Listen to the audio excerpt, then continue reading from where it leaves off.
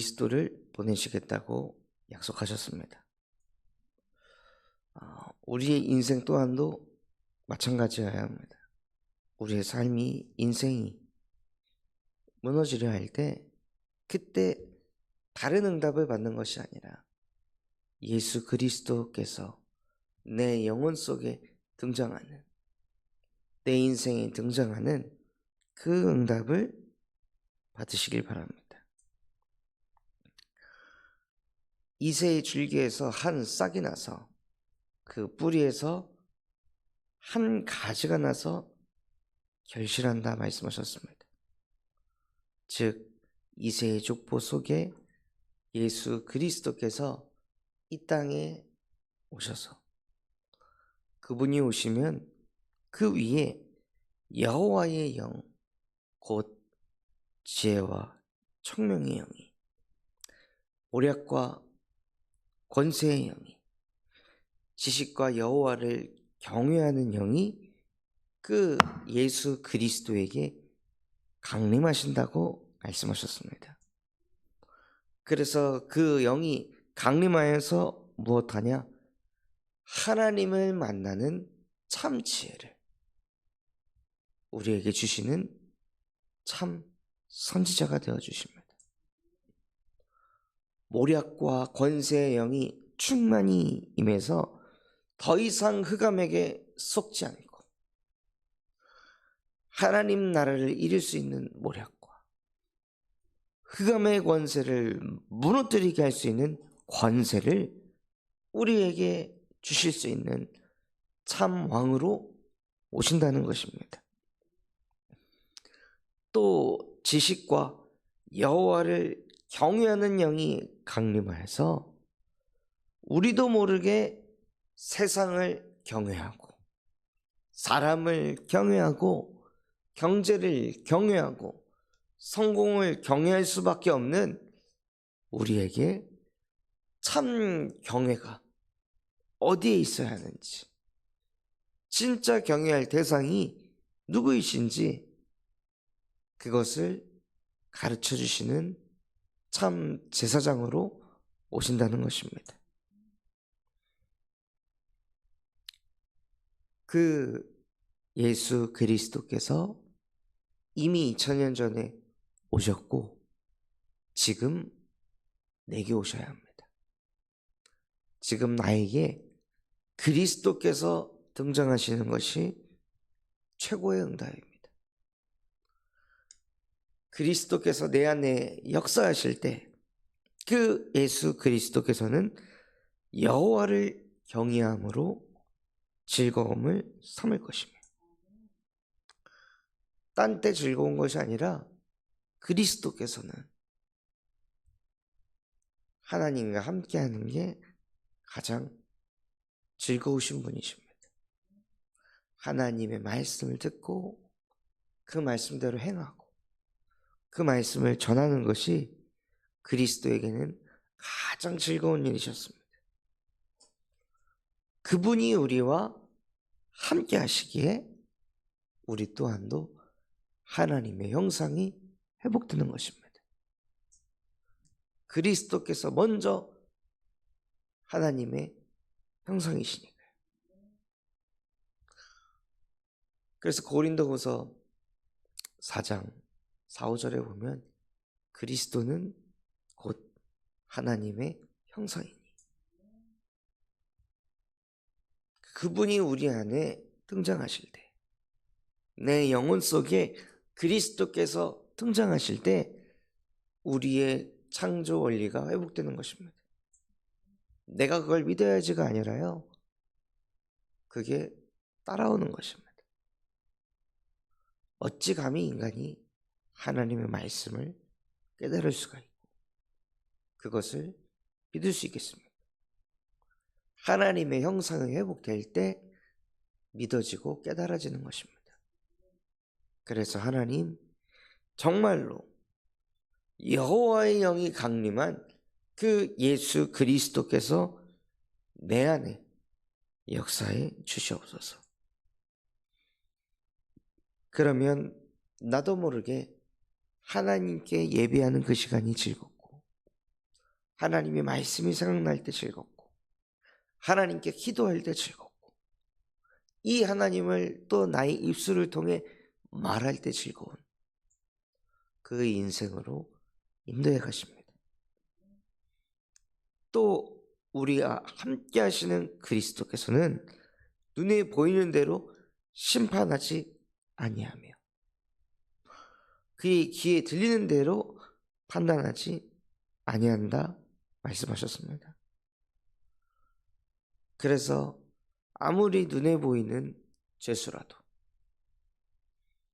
아무리 나라를 팔아먹은 그 세리 마태라 할지라도, 평생을 악하게 살다가 십자가에 못이 박혀가지고 죽음 직전에 이른 그 강도라 할지라도 예수께서는 판단하고 정죄하지 않았습니다. 그들의 영혼을 보았습니다.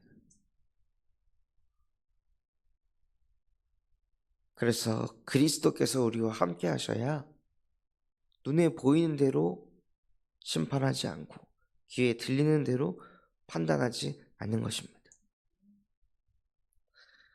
공의로 가난한 자를 심판하고 정직으로 세상에 겸손한 자를 판단할 것이며, 가난한 자를 그냥 돕는 게 아니라 공의로 가난한 자를 심판한다고 하셨습니다.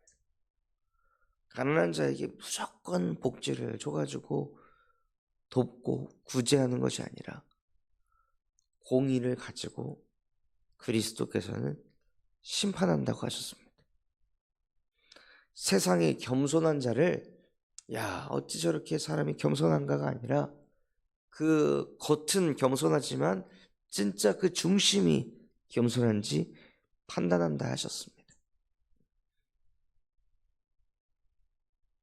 그것이 우리에게도 마찬가지입니다. 교회 안에서 아무리 경건하고 거룩해 보이고 대표기도도 잘하고 예배 때 아멘을 잘한다고 해서 그 사람이 신실한 사람이 아니라 그리스도께서는 그 사람의 중심을 보고 판단하십니다. 그래서 그의 입에 막대기로 세상을 치고 그의 입술의 기운으로 악인을 죽이십니다. 그래서 그분의 입술에서 선포된 말씀은 세상을 움직입니다. 이 세상 공중권세 잡은 자, 이 세상 통치자, 악의 영들을 그리스도의 입술에서 선포된 그 복음의 말씀으로 무릎 꿇게 하십니다. 그 복음의 말씀으로 악한 자들을 죽이십니다. 그래서 악한 자와 싸우는 것이 아니라 그 악한 자에게 복음을 선포하여 그 악을 무너뜨리시기 바랍니다.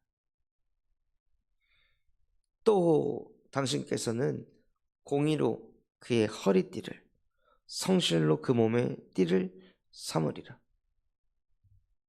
그리스도의 균형은 공의입니다. 공의로우신 하나님께서 그리스도와 함께 하셔서 이것에도 저것에도 치우치지 않고 딱 중심을 잡고 균형을 갖춰서 모든 것을 인도해 가십니다. 우리도 모르게 공의가 없기 때문에 다 내 생각, 내 입장, 내 주관 거기에 흔들립니다. 또 어떻게 보면 어떤 게 더 경제적으로 이득일까? 어떤 게 더 성공을 이끌 수 있을까? 라는 생각에 우리도 모르게 치우치는데요. 그리스도께서는 공의로우신 하나님과 함께 하시며 균형을 이루십니다. 그래서 그분이 우리와 함께 하는 것이 우리가 균형을 잡는 것입니다. 그때 여호와의 영이 그리스도에게 강림하고 그분께서 말씀으로 세상을 움직이실 때, 그때 이리가 어린 양과 함께 살고 표범이 어린 염소와 함께 누우며 송아지와 어린 사자와 살찐 짐승이 함께 있어 어린아이에게 끌리며 암소와 곰이 함께 먹고 그것들의 새끼가 함께 엎드리며 사자가 소처럼 풀을 먹을 것이며 젖 먹는 아이가 독사의 구멍에서 장난하며 젖된 아이가 독사의 굴에서 손을 넣을 것이라. 내 거룩한 산 모든 곳에서 해됨도 없고 상함도 없을 것이니 이는 물이 바다를 덮은 같이 여호와를 아는 지식이 세상에 충만할 것임이니라. 그리스도께서 등장하시면요, 모든 것의 흐름이 바뀌게 되어 있습니다. 우리가 상상할 수 없을 정도로 그리스도께서 역사하실 때 하나님의 나라가 임하고 절대로 원내스 될 수 없고 함께 할 수 없었던 그런 존재들이 모든 흐름이 뒤집어지면서 하나님과 함께하게 하시는, 그래서 서로가 서로를 돕는 존재로, 함께하는 존재로, 그래서 원네스가 되게 하시는 응답을 주십니다. 혹 현장에서 원네스가 되지 않습니까? 그렇다면 그 현장에 그리스도가 등장하셔야 합니다. 저 사람을 어떻게 함께가 되도록 만들까 고민하기 이전에 그리스도께서 역사하셔야, 하나님의 나라가 임해야 말도 안 되는 일이 벌어지는 것입니다. 이리를 설득한다고 어린 양과 함께 합니까? 양을 잡아먹지 말라고 그거를 훈육하고 가르치고 사육하고 언제 이리가 치유되겠습니까? 언제 표범이 염소를 먹지 못하게 만들 수 있을까요? 그 사자들이 살찐 짐승이 옆에 있는데 그들을 잡아먹지 않게 하기 위해서는 도대체 얼마나 사자를 후드려 패야 사자가 살찐 짐승을 먹지 않겠습니까? 하나님이 하셔야 되는 겁니다. 예수가 그리스도 되어야 되는 것입니다. 그때 그곳에 해가 없다고 합니다. 상함도 없다 하셨습니다.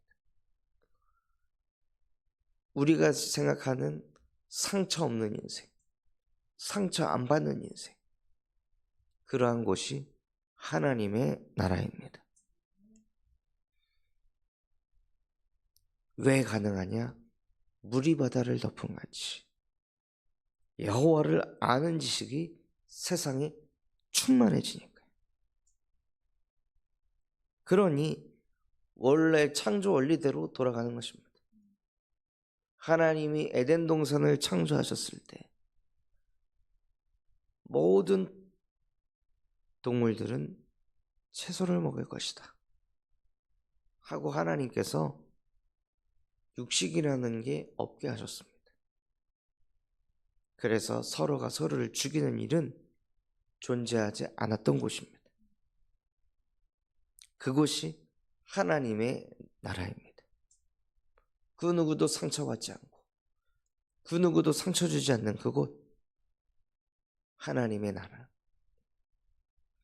그 하나님의 나라가 임하는 그날에 이제 뿌리에서 한 싹이 나며 만민의 기치로 서게 되고 열방이 그에게로 돌아오리니 그가 거한 곳이 영화로우리라. 그리스도께서 계신 그곳이 가장 영화로운 곳입니다. 내가 나를 영화롭게 만들려고 발버둥을 칠 것이 아니라 이미 영화로우신 그리스도와 함께 한다면 우리 존재 자체도 영화로워지는 것입니다. 그럼 그 영화로움을 보고 만민의 기치가 되고 열방이 그 영화로움으로 돌아오게 하신다 말씀하셨습니다. 그날에 주께서 다시 그의 손을 펴셔서 남은 백성을 아수르, 애굽, 바드로스, 구스, 엘람, 시날, 하맛, 바다섬들에서 돌아오게 하실 것이라. 언제요? 그리스도가 등장하고 하나님의 나라가 임했을 때. 이게 이스라엘이었지만 나 자신에게 그리스도가 등장하고 나 자신에게 하나님의 나라가 임할 때 하나님께서는 주의 손을 펴셔서 곳곳에 흩어진 자들을 모으신다 말씀하셨습니다. 그래서 정말 우리의 존재 자체가 하나님의 형상이 회복될 때 하나님께서는 우리를 플랫폼 삼으셔서 전 세계 곳곳에, 전국 곳곳에 흩어진 자들을 그 플랫폼으로 모으십니다. 그것이 하나님이 하시는 전도운동입니다. 그렇게 되면요, 에브라임의 질투가 없어진다 합니다. 유다를 괴롭게 하던 자들이 끊어진다 합니다. 에브라임은 유다를 질투하지 아니하고 유다는 에브라임을 괴롭게 하지 아니할 것이요. 전도운동이 일어난다고 주변에서 시기 질투하는 일이 사라지고 또 좀 된다고 되는 거 가지고 다른 사람 판단하고 다른 교회 무시하고 정죄하지 않는 그런 응답을 받게 한다고 하십니다. 왜입니까? 하나님이 하셨기 때문입니다. 누가 있으면 그 자기가 했다고 자기 자랑할 텐데요. 이건 뭐 하나님이 다 흩으신 자들을 하나님이 모으시고 그리스도께서 만민의 기치가 되어주셨고 열방이 그에게로 돌아올 것이라 말씀하신 그대로 말씀이 성취가 되니 그 누구도 누구 때문에가 아니라 하나님이 전도운동을 일으키고 계시는구나. 그러니 질투가 사라지고 또 누가 누구를 괴롭게 하는 일도 사라집니다. 그래서 그들이 서쪽으로 블레셋 사람들의 어깨에 날아앉고 동방 백성을 노력하며 에돔과 모압의 손을 대고 암몬 자손을 자기에게 복종시키리라. 그 강한 불신자들이 있는 그 강대국들을 그 흩어져 모인 자들이 그 모든 것들을 복종시킨다 말씀하셨습니다. 여호와께서 애굽 해만을 말리시고 그의 손을 유브라데 하수 위에 흔들어 뜨거운 바람을 일으켜 그 하수를 쳐 7 갈래로 나누어 신을 신고 건너가게 하실 것이라.